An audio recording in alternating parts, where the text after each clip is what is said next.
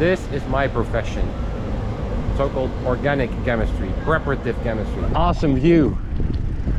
I mean, take a look at this. Right here. It's a prison?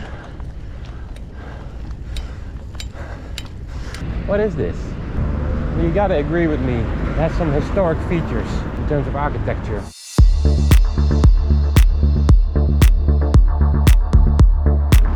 Hi there and welcome to Montevideo, the capital of Uruguay in South America. 1.3 million inhabitants, and we're at the heart of the city at Plaza Independencia. There is quite some history associated with this square. And you can see the Uruguay kids being educated about the history of this place as well. I will take my time to highlight a few things that are at this square. But I just picked up my bike over there, an orange bike. So if you're ever in Montevideo and want to rent a bike, go for it. The guy from the rental shop recommended that I bike the Rambla, but I did that by inline skates yesterday. That was fun by inline skates. But for just biking, you know me, I'd rather go into the city itself and even outside the city center, of course. Yeah, so here's what we're gonna do. The first 6 minutes or so will see me biking my way downtown past a variety of things, from touristy to one location that is very closely related to my daily profession. After that, I will hit the rougher parts of town and will spend a good deal of the trip there and get a feeling for those areas. And after a splendid view on the city from those very areas, I will go back downtown. Yeah, and I knew I wasn't gonna be alone. Already when taking a city bus from the airport to the downtown area a few days ago, I noticed cyclists along the way. And when inline skating in the downtown area, I spotted quite nice bike lanes with a decent number of cyclists using those lanes. Seemed quite okay for biking, at least downtown, according to this map of bike lanes in the city. So right in the middle of the square, you can see it right there, is the monument and mausoleum of General José Gervasio Artigas, and I've heard that name before. I looked it up and he's a key figure in the independence of Uruguay, but also in the independence of Argentina. So he's a national hero, is what I read, and considered the father of the nation. Right across from the monument is a interesting looking building. I noticed it already. This morning I looked up what this building is about, and I can tell you it's called the Salvo Palace. It's a historic skyscraper. It was actually opened in 1928 already, so it's almost 100 years ago, and at the time it was the tallest building in Latin America with its 31 floors. Since 1996 it has been declared a National Historic Monument. I think it's interesting architecture. A historic skyscraper. 180 degrees from the Salvo Tower, and we'll get a little bit closer to that in a minute, is a historic landmark. So let's go over there. Alright, over here, the Puerta de la Ciudadela, the entrance gate to the Old City. The area right there, behind the entrance gate, is called Old City. The day after I ended up inline skating in the Old City, so check out this skate video for much more information on the Old City. Alright, first biking meters in Montevideo. This is 18th of July Avenue, considered the main street in Montevideo. 3 kilometers long, and it's named after July 18th of the year 1830, when the oath of the Constitution was taken. Now you see people waiting here at the bus stop. It's fun to say that there's no metro system in the city, so everything and everybody is being transported by buses. So there are buses all over the place. It's very interesting to observe. Now it's winter time. Today's going to be 23 degrees. So how's that for winter? That's really nice for winter. Especially for this Dutchie. Much more on this avenue, including info on the statue I'm passing right now in the inline skating video I referred to earlier. In that video I skate all along July 18th Avenue and have much more information for you on several historic places that line the street. So check it out. Montevideo has some hilly character, as is visible in front of us here. Alright, so this is also an important building for the country of Uruguay. It's the Palacio Legislativo.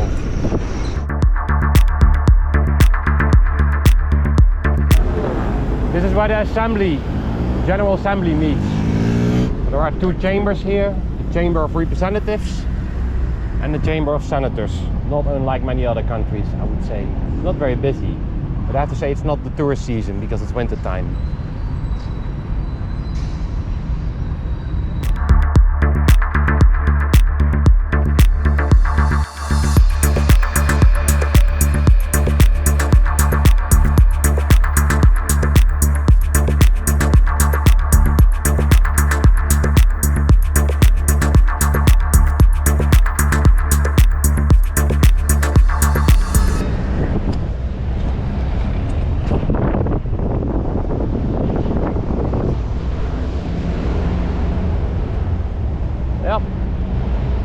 I work at university and I like to visit university campuses. I'm going to focus on my profession, which is chemistry. It's around here. I can see it already right there. The ventilation systems on the roof. That is so indicative of a chemistry building, because you need that really thorough ventilation if you work with chemicals. This is the back side of the building. Yep, looks like it for sure. Look, Deposito de Inflamables.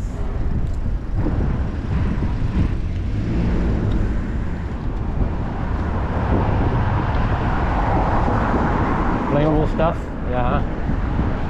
We work a lot with those flammable liquids as chemists.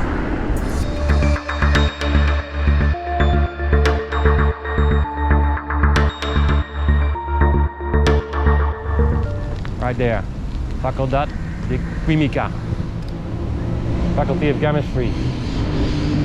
My brothers and sisters, rock on! Yeah, let's also look at the chemistry graffiti here.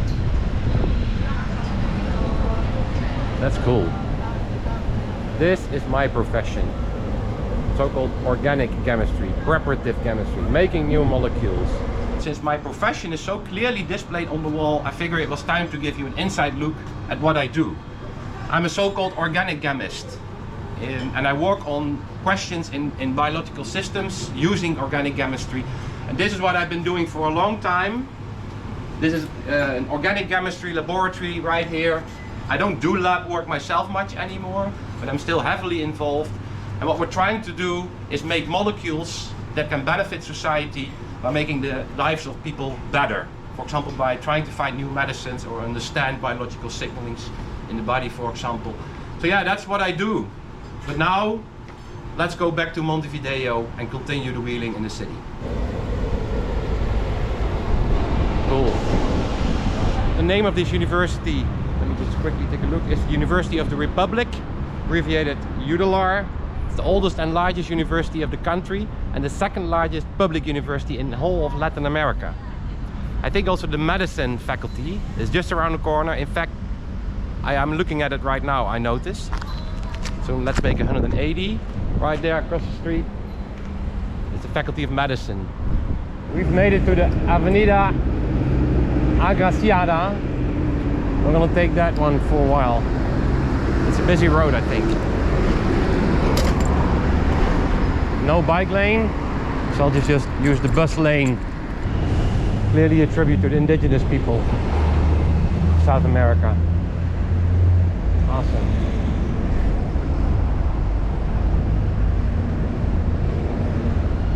I don't know if you can read it, but this seems to be a banner for some kind of election for Uruguay, so a national election. I don't remember seeing anything about an election on the news.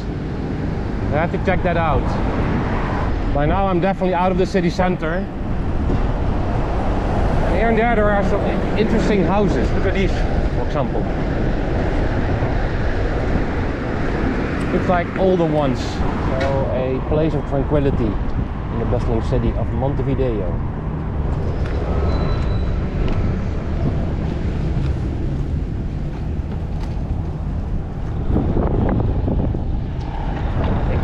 Some homeless stands over there.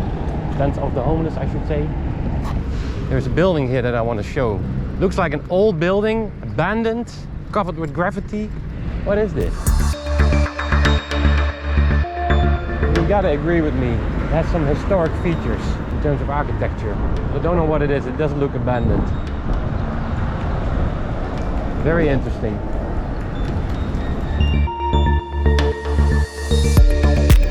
I think I'm getting into neighborhoods that are a little bit more rough at the edges, if I remember what I read online. You know that I also like those. In fact, by now I had been in what this online map calls the high-risk zone of Montevideo. The low-risk zone of Montevideo is in the eastern part. I had been there already by inline skates. In the parts of Montevideo in the west, it's where the high-risk zones are. In general, it is stated that the west and the northern areas, which is exactly what we're looking at right now, are the rougher parts of town. I would stay here for the next 2 hours or so, because I'm interested in anything that makes up the fabric of a city. From the posher parts to the rougher parts. So here we go on an adventure through the high-risk areas of Montevideo. It does look a little rougher on the edges, yes. But also more authentic.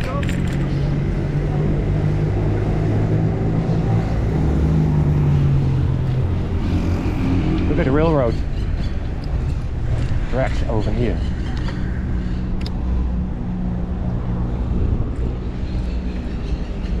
All right.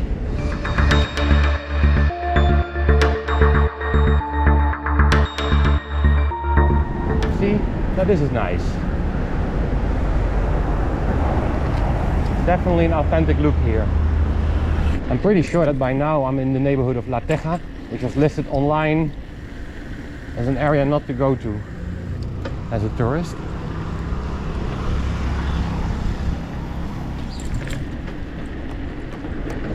It's easy enough to stay in the city center, right? If you want to get a full comprehension of how a city operates, then you want to go outside of the city center, into the veins of the city. Let me give you a 360 here on this rather random intersection in La Teja.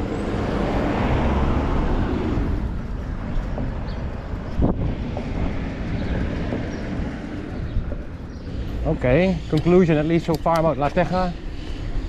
Yeah, it's a little bit rough on the edges. Some interesting characters walking around here and there.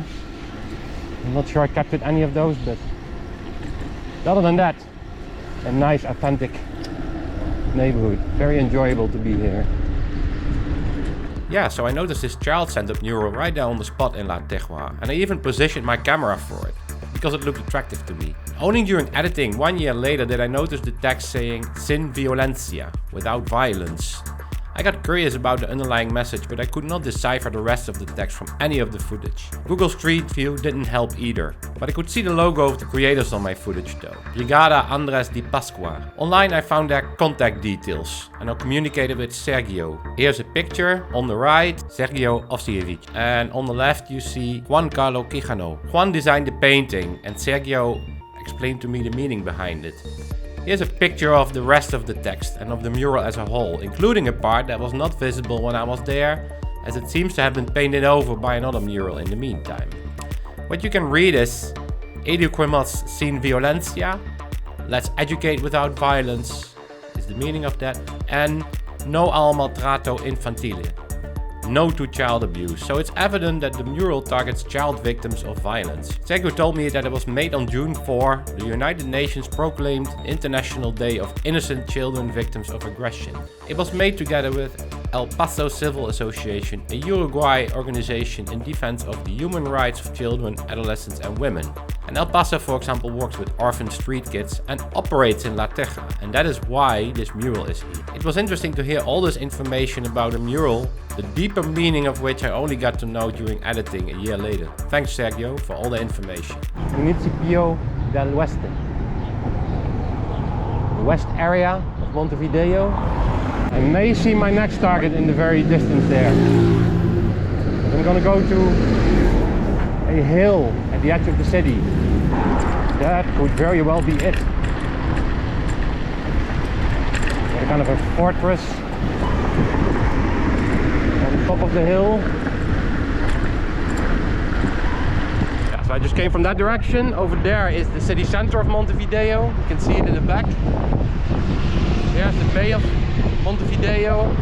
And yeah, I think that is the hill I'm going for. And the building on top that I'm going for. But in order to get there, I have to cross the area of Cerro. You see the name Cerro there on that plant. That is supposedly one of the worst neighborhoods of Montevideo. Maybe the worst, I don't know. But yeah, as explained many times before, I don't take going into neighborhoods like this that at least online receive warning signals from locals very lightly. I don't take that very lightly. Cerro is located on the slopes of Montevideo Hill and was initially designed to house a lot of immigrants that came over here. Since 1913 it has been annexed into the city of Montevideo. So let's roll into Cerro. Again, the name Cerro here. Park Technologico.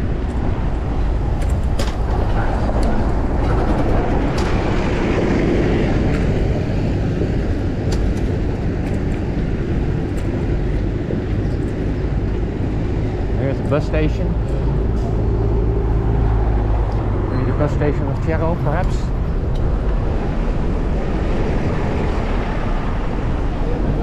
That's flavor.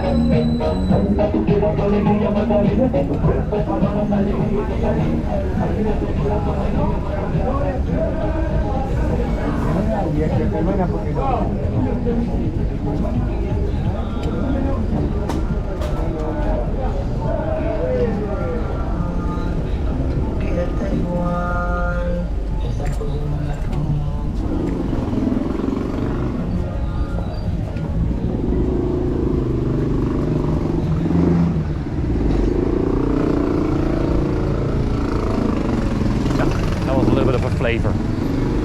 Let's see, I have to go that way now to get to the hill.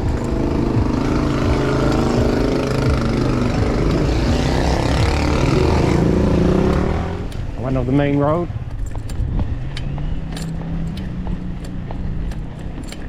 You also have to start climbing the hill. And you also get a flavor, you know. Let's go left.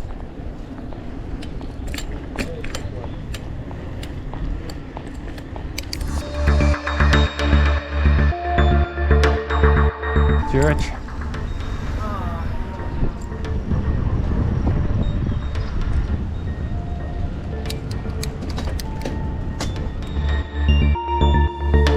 This part is lively. Probably because there's a school here. Would be my bet.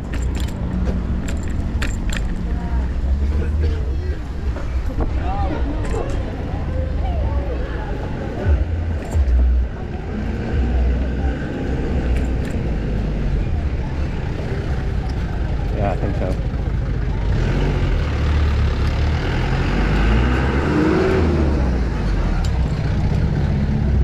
I think this is school, yes. Escuela Pública. Escuela Pública. Public school. Now look at the slope here. This has got to be it. Steep. Man. I'm no climbing hero. Just take it easy. This is pretty brutal. Is it prison? So look at the slogan over there. Basta de hambre y corrupción als presidente 2024.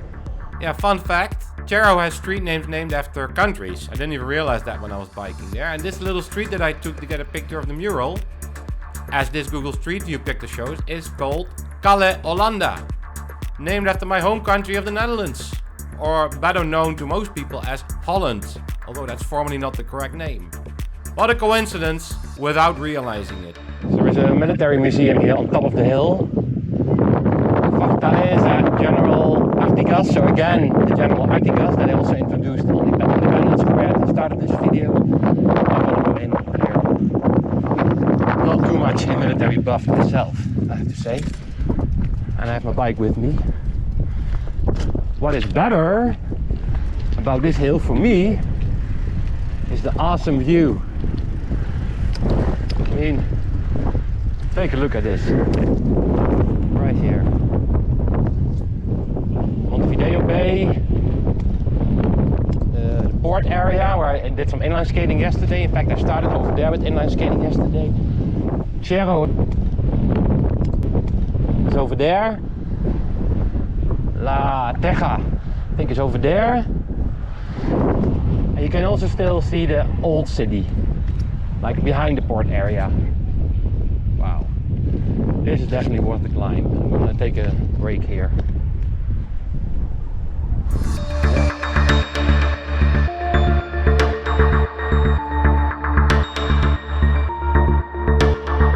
They are the people that just took my picture. I've taken a picture of them, so it's a win-win situation in those cases, right? Let's park the bike somewhere.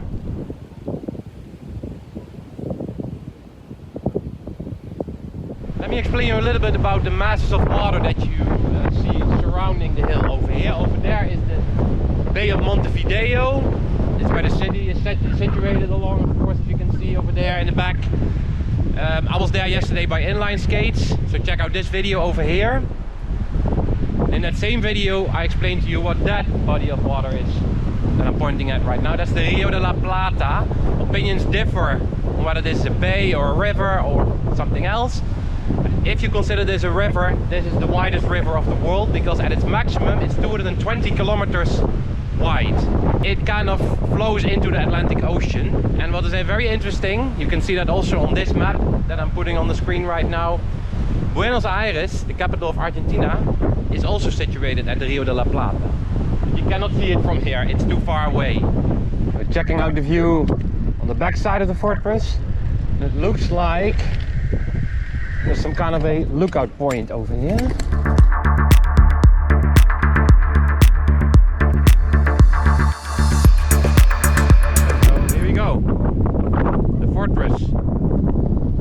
The Rio de la Plata and the outskirts of the city of Montevideo. In that direction you can still see quite a bit of urban area. I think the urban area on the west side over there is reaching the limits.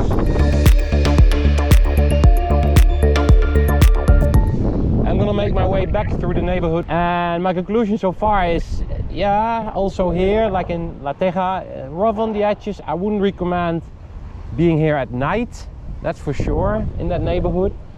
Other than that, authentic dynamic neighborhood.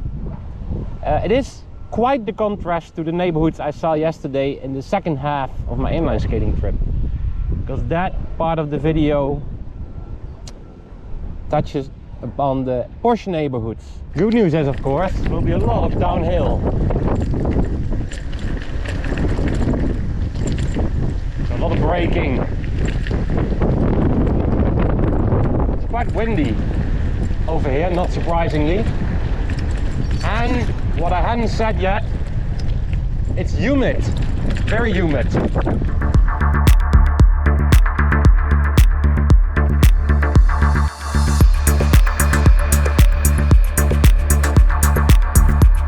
I think this is a little bit of a shanty town. Makeshift houses right across from the fort.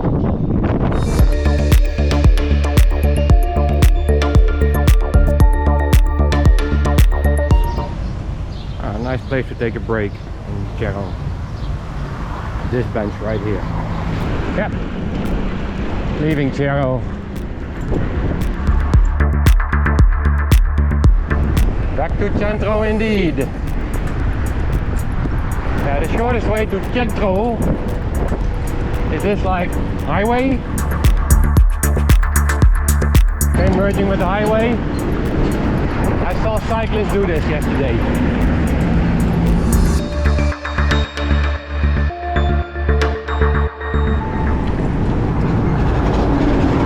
You know,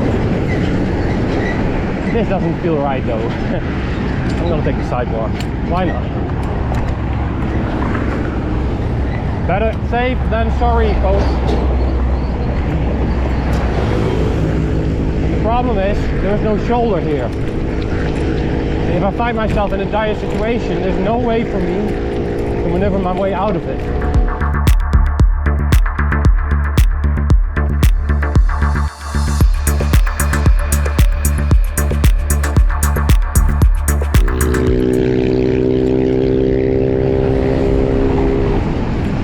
So I crossed the road yesterday using this bridge, and 100 meters that way is where I started my inline skating trip. I'm continuing to Cerro. Yes, I am. Also here the view is really nice. Over there in the back you can still see the hill with the white building on top, the military museum. So I just came from there, made my way over here. Gonna go back to the city center right there. And this is the Bay of Montevideo, with the Rio de la Plata in the distance. Yesterday I was at this very bridge over here, because the Rambla, you know, also uses that bridge. But on inline skates, it just didn't feel safe enough, so I took this road over here. By bike, it's a little bit different.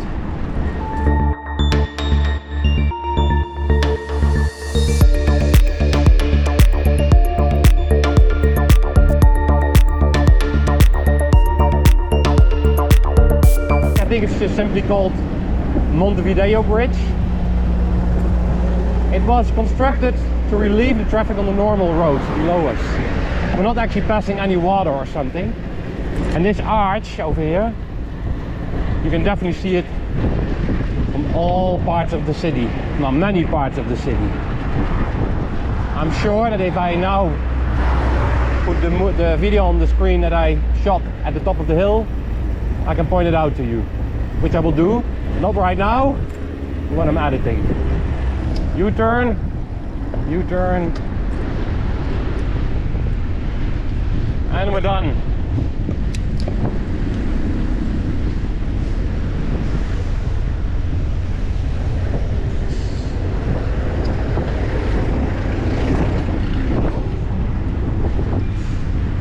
This sign says Rambla. I know, because I posted here for a picture yesterday.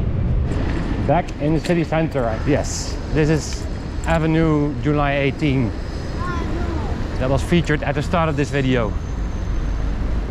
And there is Plaza Independencia again. So we've gone full circle, metaphorically speaking. Because this is also where I started. For the symbolism of it, this is also where I'm gonna end. Like right here. Plaza Independencia.